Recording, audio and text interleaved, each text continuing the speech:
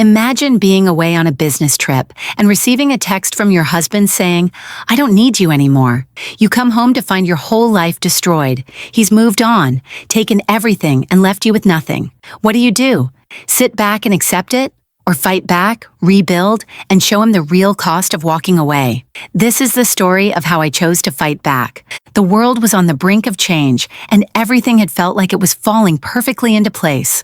After years of hard work, we had finally built a life that we could be proud of. A cozy house, a growing business, and a relationship that was supposed to last a lifetime. The days blurred together in a routine that was comforting, stable, and secure. We were partners, not just in business, but in life itself. Everything seemed fine, or so it appeared. In the quiet suburb where we lived, our home was meant to be the sanctuary, the one place that was always full of warmth and familiarity. The neighborhood was peaceful, the streets lined with trees, and the mornings filled with the hum of life. On the outside, we appeared to be the picture of a successful couple. From family gatherings to vacations, everything looked perfect. We had everything anyone could want, or so it seemed. Work was a constant part of life, and while it often took up a lot of time, it also helped secure our future. My job kept me on the go, and his career was thriving as well. We had made sacrifices along the way, but there was always a sense of fulfillment in knowing that we were both working towards something big, something we could share together. But there were cracks underneath the surface. There always are, aren't there? In hindsight, it was clear that things weren't as ideal as they seemed. Subtle signs began to appear, like tiny warnings from an unreliable alarm system. I had noticed him pulling away gradually, like a slow drift out to sea. At first, it was easy to dismiss. The long hours at work, the stress, the distractions of everyday life. It was normal, I told myself. Yet as the days passed, those little things started adding up. The spontaneous conversations we used to have became rare. Plans once made in excitement began to fade away. He wasn't as present as he used to be, his focus often shifting to other things. And although the excuses were understandable, busy schedules, outside stressors, a quiet voice in the back of my mind couldn't help but feel that something wasn't quite right. But how could it be? Everything was good, wasn't it? The sense of unease only grew when the distance between us widened. He began staying late at work more often, leaving early for business trips, and getting caught up in urgent meetings that seemed to take over his entire life. The late-night calls became more frequent, and though he assured me they were related to work, there was always something unsettling about the way he answered the phone. Little by little, the person I knew so well started to feel more like a stranger. The man I had fallen in love with, the one who used to be my closest friend, was slipping away. And then there were the things I couldn't ignore. The way he started getting defensive when I asked simple questions, the coldness in his responses. Even when we did spend time together, it felt forced, like we were two strangers sitting in the same room. The warmth that had once filled our home was slowly disappearing, replaced by an unspoken tension that seemed to hang in the air. The warning signs were there, but they were so subtle that they almost went unnoticed. I didn't want to believe that our life together, the life we had built, was coming to an end. There was always a part of me that hoped things would get better, that the rough patches were just temporary. We all go through tough times, I reasoned, and yet deep down there was a growing sense that this time something was different. The day before the message arrived was like any other.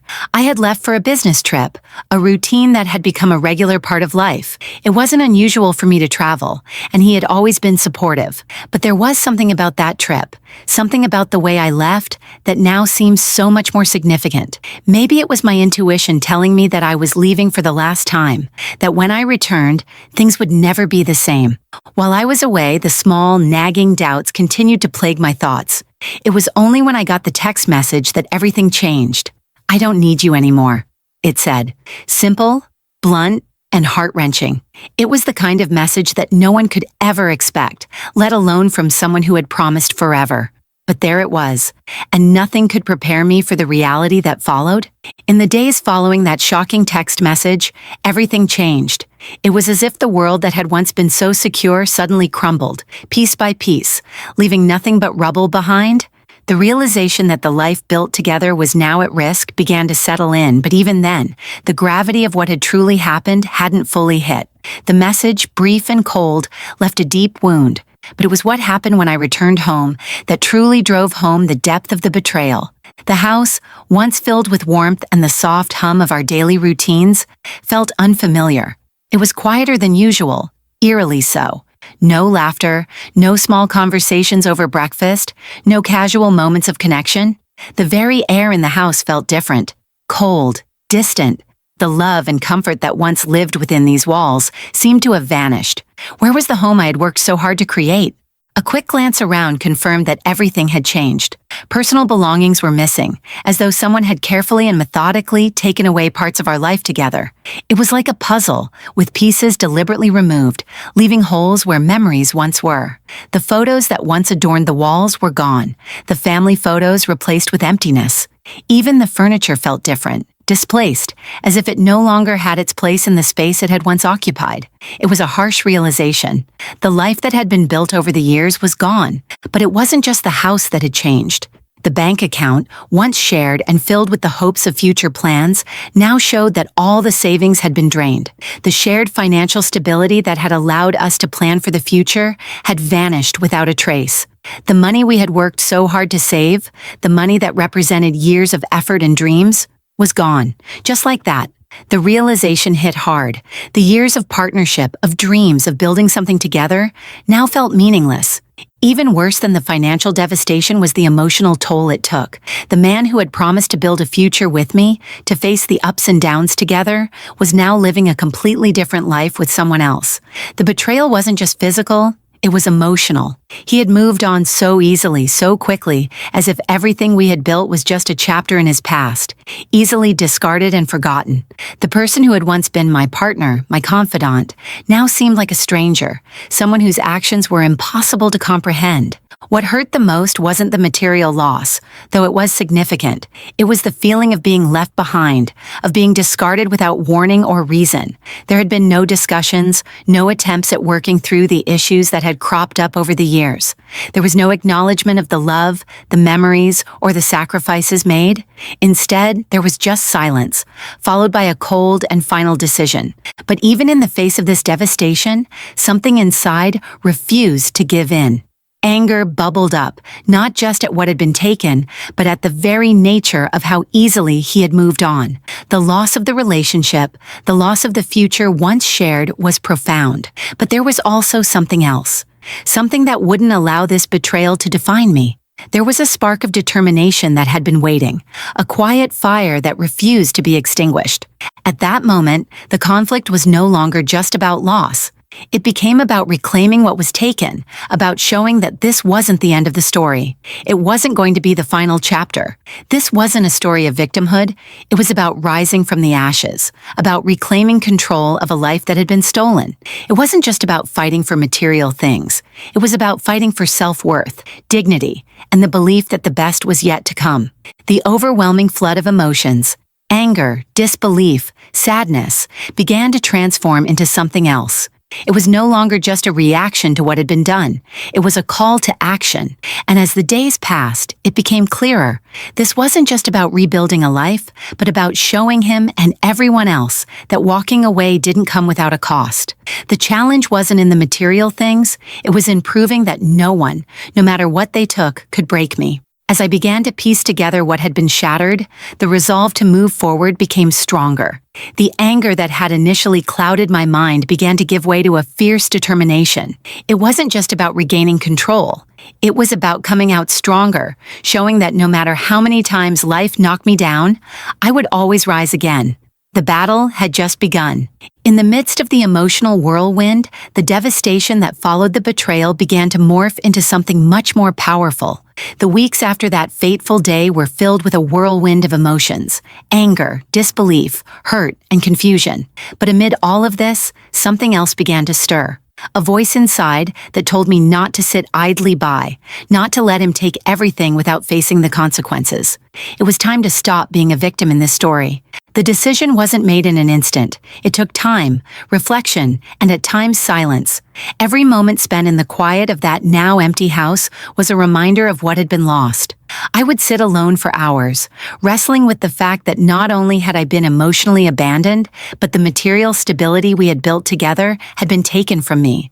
But through this turmoil, a shift happened. The question that lingered wasn't about how much he had taken, it was about how much I was willing to reclaim.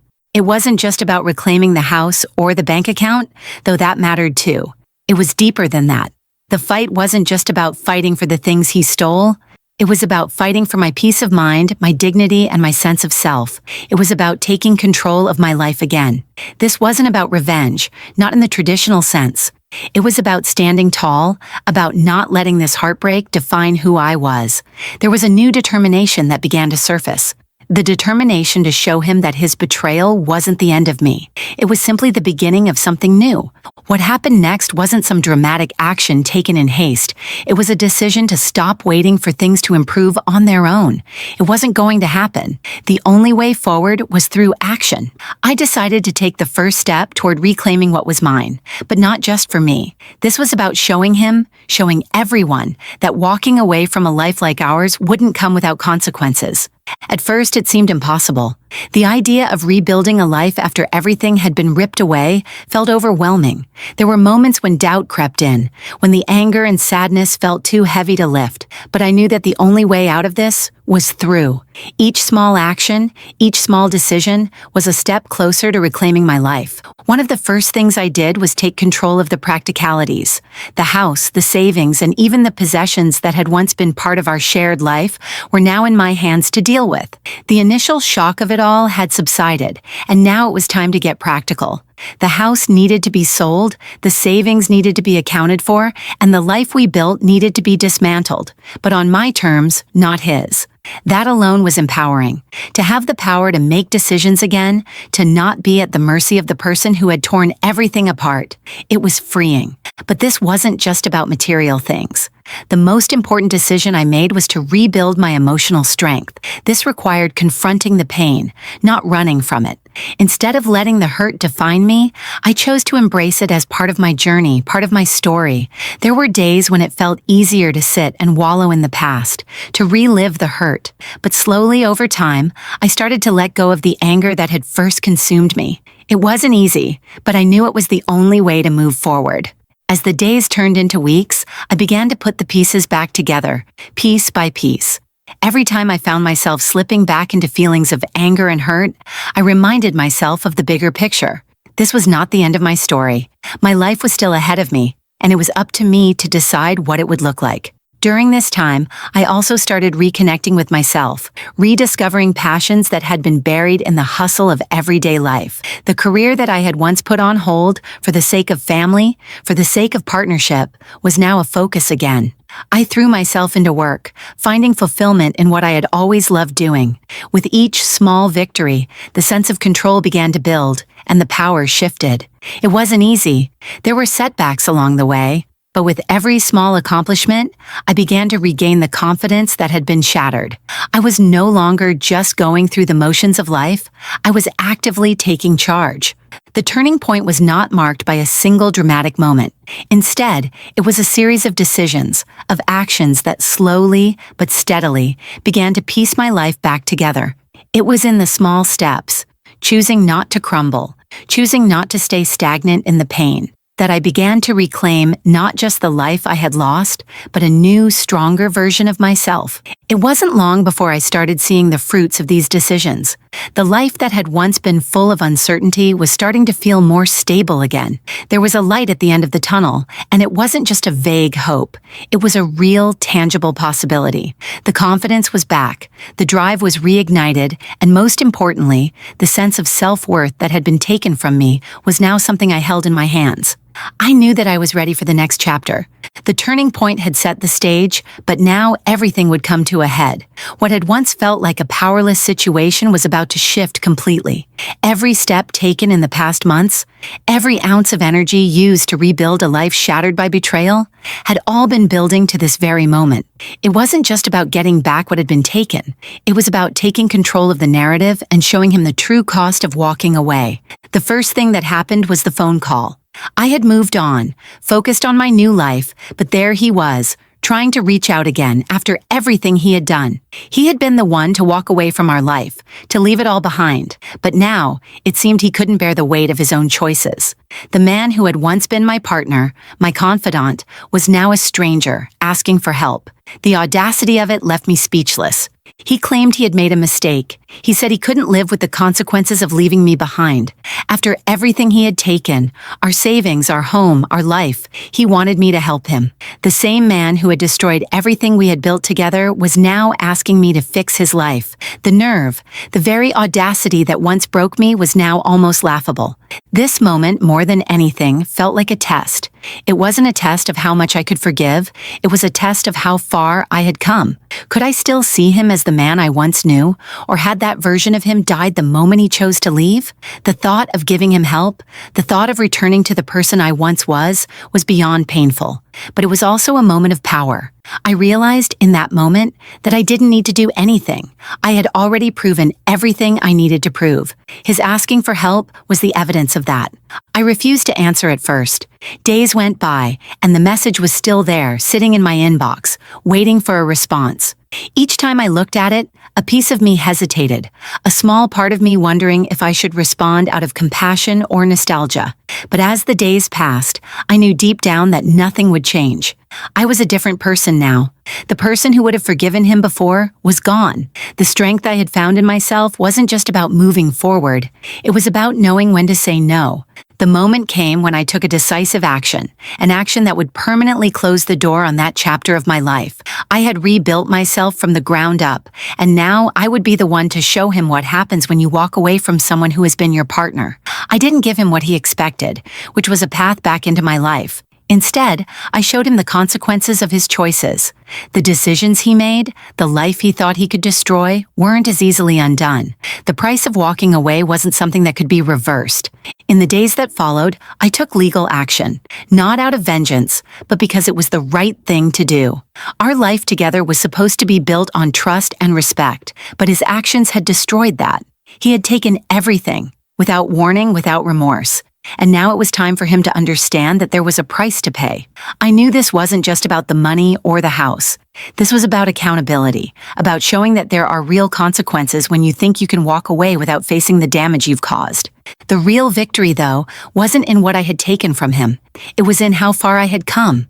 When I looked at myself in the mirror, I saw a different person. I saw someone who had rebuilt her life, not just in terms of material possessions, but in terms of strength, independence, and self-respect. I had spent months in silence focusing on the new version of me, the version that would no longer let life be defined by someone else's choices. When he realized what had happened, when he saw that I wasn't the same person who once depended on him, the reality of his mistake hit him like a ton of bricks. He had underestimated me, thinking he could break me and leave me with nothing. But what he didn't see coming was my ability to rise from the ashes. As the days passed, his requests for reconciliation turned into frustration, then silence. The man who once had everything, a life, a partner, a future, was now left with nothing but his own regrets. I was living proof that walking away from someone who had everything to give comes with consequences. The life he had tried to destroy had been rebuilt, stronger than ever, and without him in it. The climax wasn't about revenge, it was about closure. It was about showing him that even though he thought he had destroyed everything, the most important thing, my ability to move on, to thrive, to rebuild, was untouched. The end of our marriage didn't mark the end of my life. In fact, it had been the beginning of a new chapter, a chapter I was writing with the strength he never thought I had. The resolution was simple. I no longer needed him, and that was the ultimate victory. The dust had settled. The emotional storm that had rocked my life for so long had finally calmed. But as with all traumatic experiences, the aftermath often carries with it valuable lessons. Lessons that could not have been learned without going through the storm. What had once felt like an unmanageable situation, something that could never be overcome, was now just another part of my story. It wasn't the end of the road. It was the beginning of something far greater. The first thing I noticed after everything had settled was the immense relief that came from reclaiming my own life. The financial struggles, the fear, the anger, the frustration, all of those emotions had been overwhelming, but they no longer held any power over me. Rebuilding my life wasn't just about getting back the material things he had taken from me. It was about rebuilding my inner strength. It was about rediscovering who I was, without him, without the emotional burden he had placed on me. It was about realizing that the life I had been living wasn't truly my own. It was built on his terms, his expectations, his decisions. Now the life I was rebuilding was mine, and that was the most empowering feeling I had ever experienced. During the process of rebuilding, I also learned the importance of self-worth. For so long, I had defined my worth through my relationship with him. I thought that if I could just hold on to him, if I could just prove myself to him, everything would be okay. I was wrong. The truth was, my worth was never tied to him. It had always been within me, waiting to be recognized. And it wasn't until he left that I could finally see that. I had spent years doubting myself, questioning my abilities, wondering if I was good enough. But once I took control, once I rebuilt from the ground up, I realized I was more than enough. The most surprising part of the aftermath was how much the experience changed me. The woman who had once feared the unknown, who had allowed someone else's actions to dictate her life, was no longer the same. The strength that I had discovered in myself became my foundation, and it was a strength that wasn't fragile. It wasn't something that could be taken away by someone else's actions.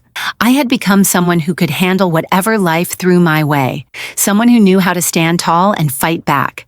I had learned that no matter what happened to me, I had the ability to rise again, stronger than before. The journey was not an easy one. There were days when I doubted myself, days when I felt the weight of the world pressing down on me, days when I wondered if I would ever be truly free from the emotional scars he had left behind. But those moments of doubt were fleeting. They were only temporary. The bigger picture, the bigger lesson was always in sight. And as time went on, the pain faded and the strength remained. I had learned that time could heal wounds, but it was what you did with that time that truly mattered. The community around me was also part of this healing process. As I shared my story with others, I realized just how many people had been through similar struggles. It was like a ripple effect, one person's journey of healing helping others heal too. It wasn't just about what I had gone through. It was about how my experience could help others who were facing their own battles. And that, in itself, was incredibly powerful. It became clear that no one was truly alone in their struggles. We all had the power to change our own story, to rewrite the narrative that life had given us. But we had to be brave enough to take that first step, to stop waiting for someone else to change our circumstances, and to realize that our happiness and our peace of mind came from within. Looking back, I saw the experience as a blessing in disguise. It wasn't the betrayal or the loss that had defined me. It was how I reacted to it, how I took control and turned it into a lesson of strength, resilience, and self-love. And while the pain of the past would never be fully erased, I could now look at it with a sense of gratitude. It had made me who I was today, a woman who had learned to stand on her own 2 feet, to never settle for less than she deserved, and to embrace the future with open arms, ready to take on whatever came next. As for him, the man who had once been everything to me, he was no longer part of my world. He was no longer a part of the narrative I was writing for myself. In the end, he had been the one who walked away, but it was me who found my true strength. It was me who was living the life I deserved, free from the emotional chains he had once tried to place around me. In the end, the greatest lesson I learned was that the power to move on, to rebuild, and to find happiness lies within each of us. No matter how bad things get, no matter how difficult the road ahead seems, we are the ones who hold the key to our future. And once that realization hits, nothing, no one can stand in our way.